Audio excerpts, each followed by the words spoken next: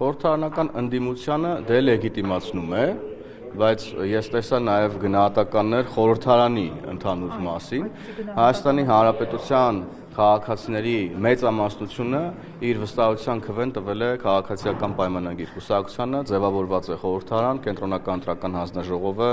ուրեմն իր արձանագրությամբ վերջնական արդյունքները հրապարակել է եւ այդ առումով չի կարող որևէ քննարկում լինել։ Ինչ վերաբերվում է այն ուժերին, որոնք ընտրակաշառքի միջոցով են առնվազն ստացել իրենց մանդատների մեծ մասը, նրանք պետք է օրենսդրությամբ պատասխան տան եւ ես տեսա, որ հակակոռուպցիոն կոմիտեն դիմել է Արդարադատության նախարարություն նաեւ ներկայացնելով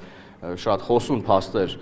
համակարգված ընտրակաշառքի բաժանման մասին եւ իմ գնահատականը, իմ գործընկերների քաղաքական գնահատականն այն է, որ համակարգված ընտրակաշառքով քաղաքական գործունեություն ծավալող կուսակցությունները, քաղաքական ուժերը պետք է հնարավորություն չունենան զբաղվելու քաղաքականությամբ եւ դրա համար պետք է համապատասխան օրենսդրություն մշակվի։ Մենք կշարունակենք որպես խորհրդարանական ուժ այդ օրենսդրության մշակման ուղղությամբ մեր քննարկումները, հույս ունեմ, որ Արդարադատության նախարարությունում էլ նման ուրեմն գործընթացներ տեղի ունենում։ Մենք պետք է քաղաքականությունից դուրս բերենք փողը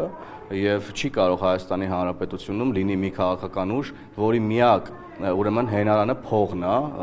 զրո բովանդակությամբ մարդիկ մտնում են քաղաքականություն օգտագործելով փողը, տեսնում ենք, որ որոշակի ազդեցությունների են կարողանում հասնել եւ օրինակ մանդատներ գողանալ Հայաստանի Հանրապետության ժողովրդից։ Սա պետք է օրենսդրական մակարդակում կանխվի եւ ընդհուպ մինչեւ պետք է այնքան խիստ օրենսդրական կարգավորումներ լինեն, որ նրանց ուղղակի արգելվի զբաղվել քաղաքականությամբ, մասնակցել որևէ ընտրական գործընթացների։ Մենք առաջիկայում ունենք ուրեմն թիմ ընտրություններ, մի շարք համայնքներում եւ ես կարծում եմ մինչեւ այդ թիմ ընտրությունները պետք է որոշումներ կայացվեն եւ պետք է օրենսդրությունը մշակվի այս իմաստով։